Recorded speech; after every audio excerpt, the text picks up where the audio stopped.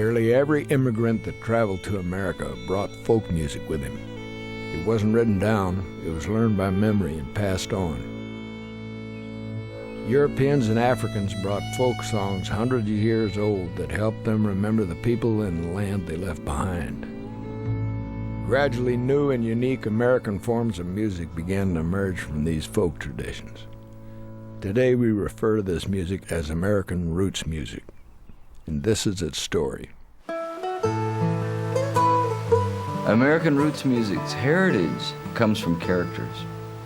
Here we sit at the tip of a brand new century, but if you look backwards for the last 100 years, it's not so much the disposable pop fluff that gives American music its sustaining qualities. It's the root system in each form of music, whether it's zydeco or bluegrass or gospel or blues, that gives this entire new century a canvas to paint.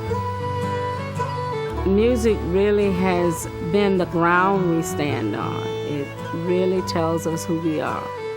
We would not have survived without the sounds of our singing and the sounds of our music. Don't matter how many generations come and go, music is still a constant flow of water. It may flow over here into commercial music, and it may flow over here into real old-time music, but there's something about that stream that still connects us, to the old, and I've got to have that to sustain my life. To some extent, the evolution of roots music is that we have learned to accept one another for our differences. American roots music is made up of all the other musics that came here, with all the people that came here. And then it all got combined here. That's one of our great American legacies.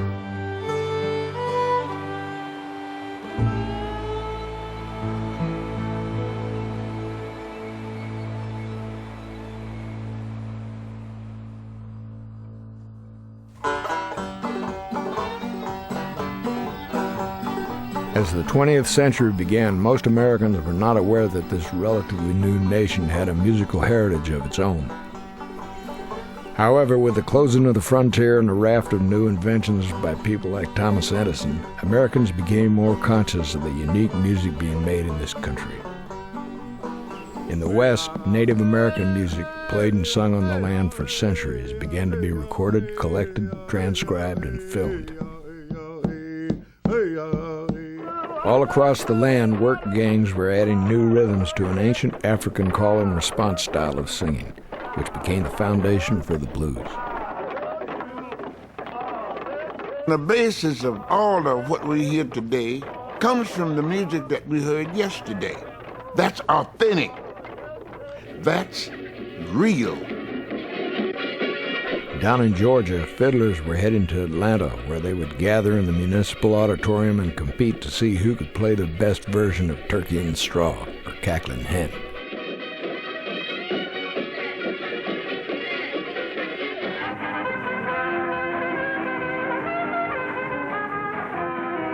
In New Orleans, jazz was being played by musicians like Buddy Bolton and Louis Armstrong, and would soon infect the nation with its popularity.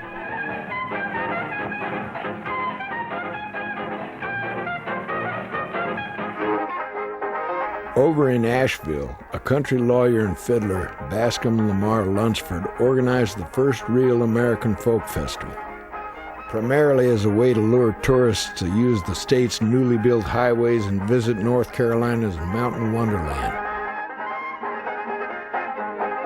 Oh, Mary, don't you weep, don't you mourn. Oh, Mary, don't you weep, don't you mourn. African Americans from all across the South were using new instruments and singing styles to praise God.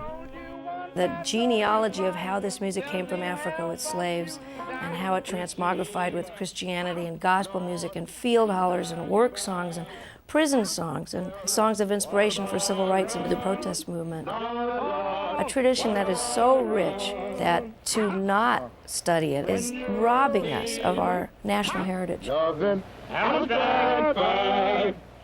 Out in Texas, folks were reading a new book by a Harvard man, John Lomax, entitled Cowboy Songs and Other Frontier Ballads. This was one of the first real book-length collection of American folk songs and roots music, and featured the song Home on the Range.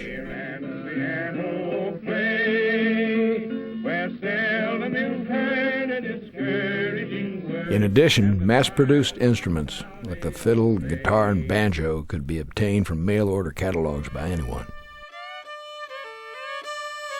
Throughout America, working-class musicians were also beginning to travel beyond their communities on highways and railroads.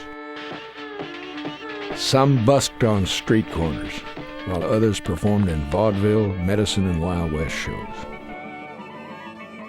As the different cultures of America began to merge and intermingle over the years, so did the music, creating a rich gumbo.